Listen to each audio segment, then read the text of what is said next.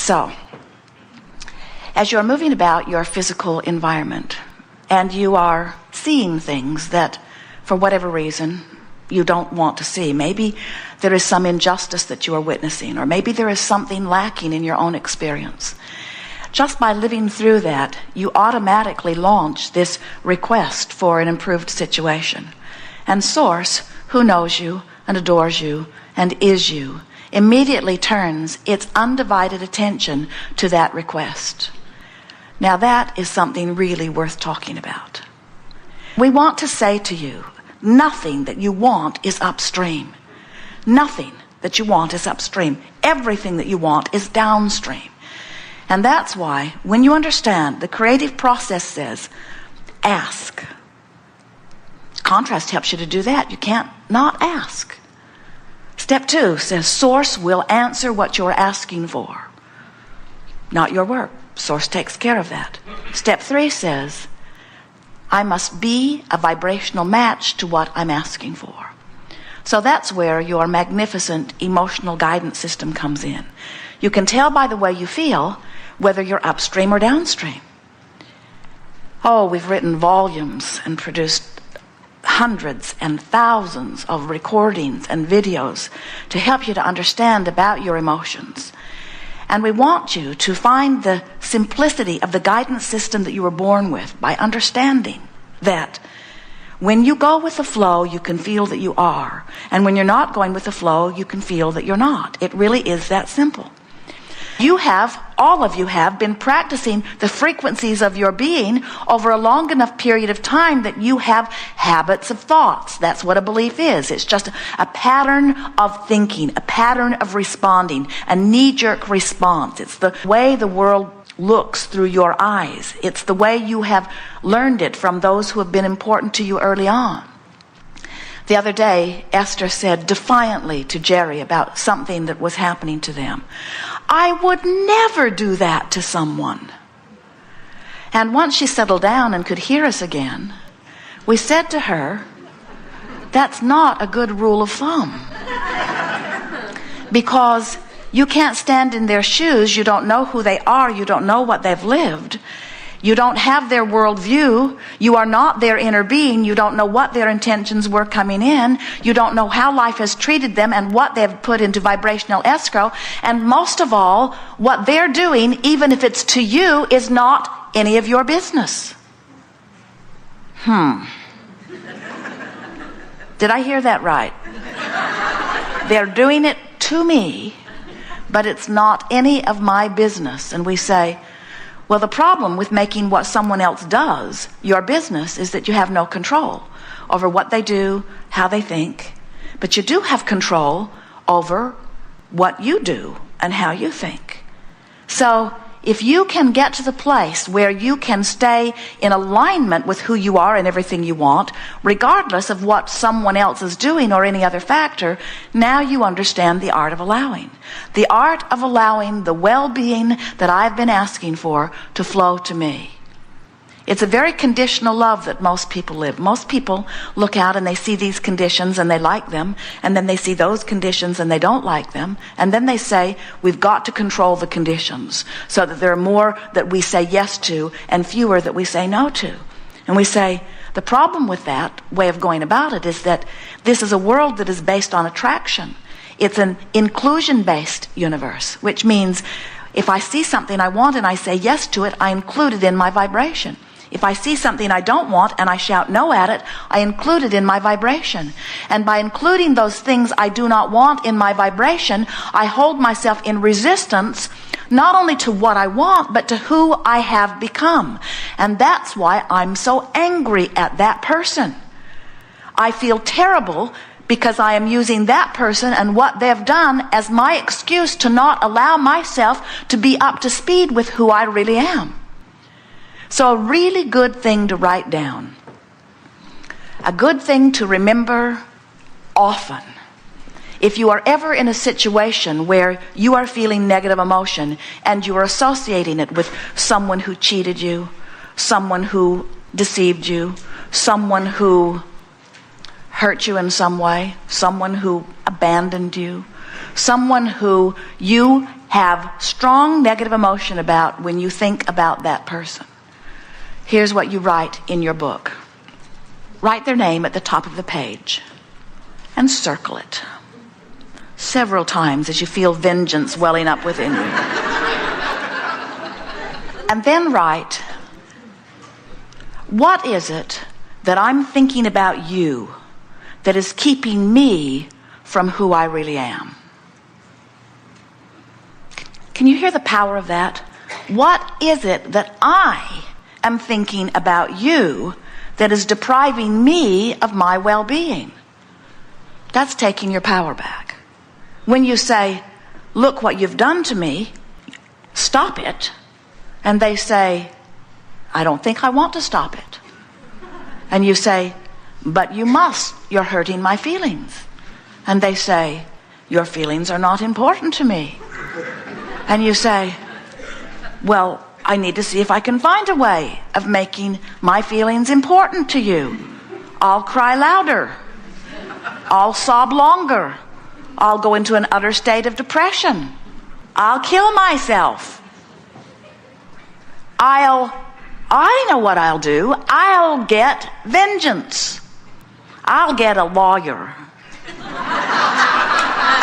I'll tell everyone what you've done.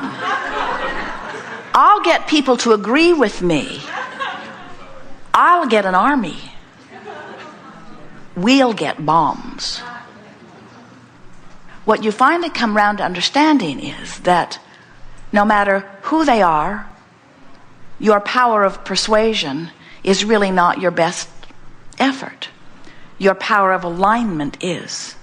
Because it is so simple to come into alignment with who you are, and utterly impossible to make someone else do what you think you need them to do. And anyway, even if you can be persuasive enough or influential enough that you can get someone to do what you think you need them to do, now you're sort of in a trap, because now you either have to live a very narrow life because there's just that one compliant friend,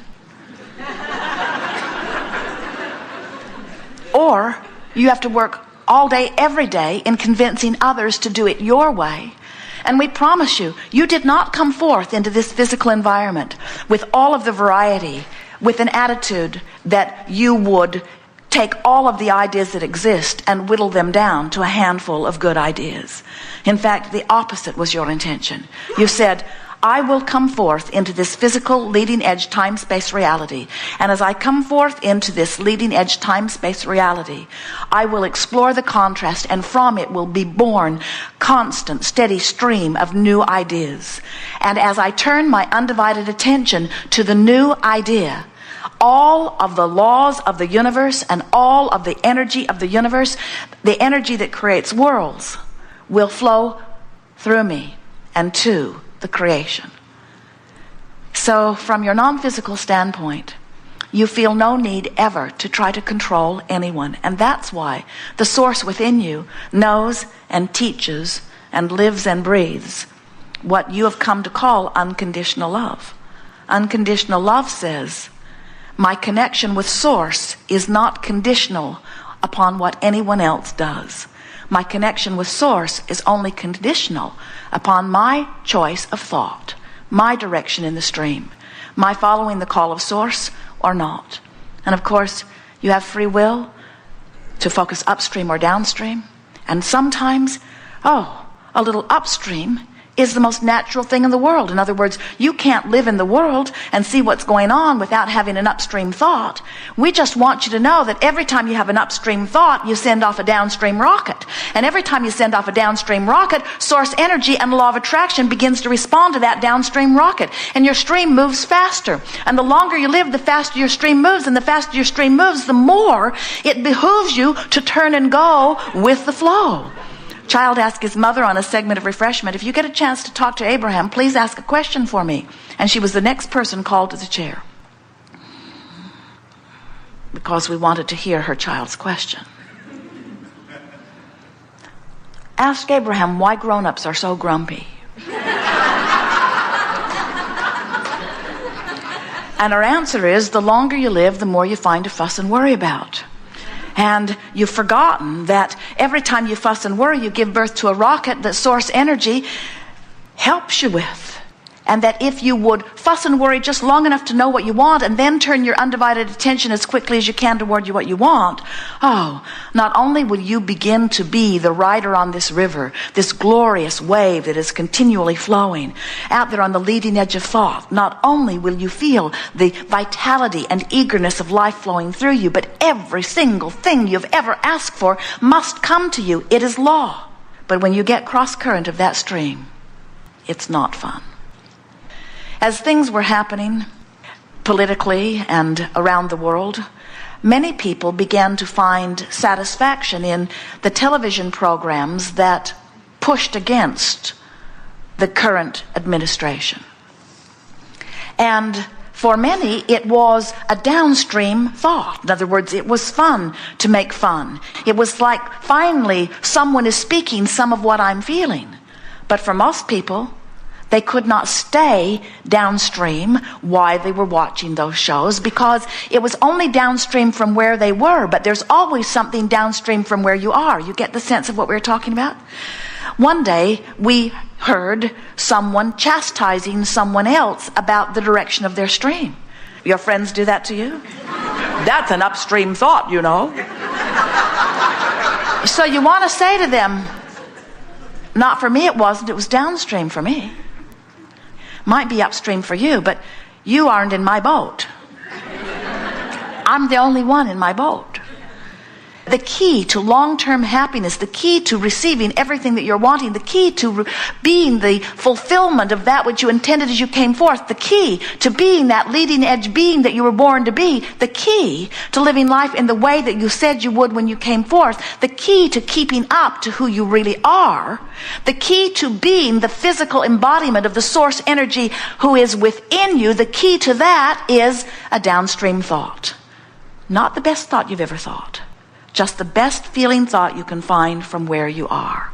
No matter where you are on the emotional scale, no matter where you are, as you put your boat into the river, as you reach for the best feeling thought you can find, that's got to help, yes? And if you keep doing that, before you know, you're really going with the flow. You are hearing the call of Source. So what does the call of Source sound like?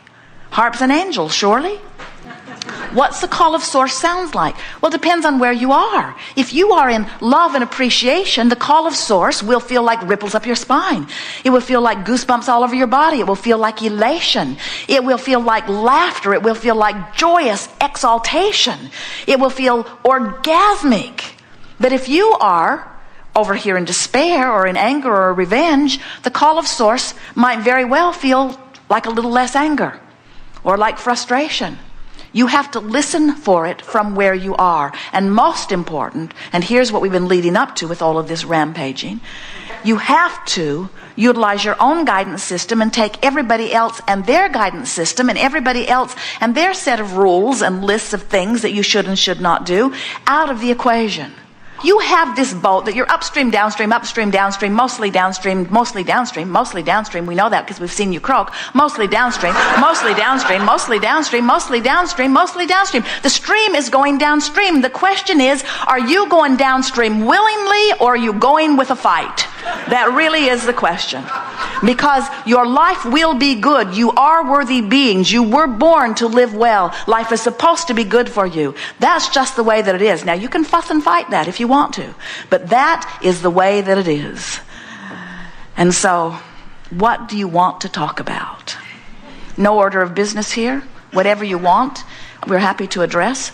Your vibration has preceded you. We know who you are. We know what you want. And we know which ones of you will be the best ones to deliver the most answers to the most people. And there is not one question that is present in this room that we will not address fully.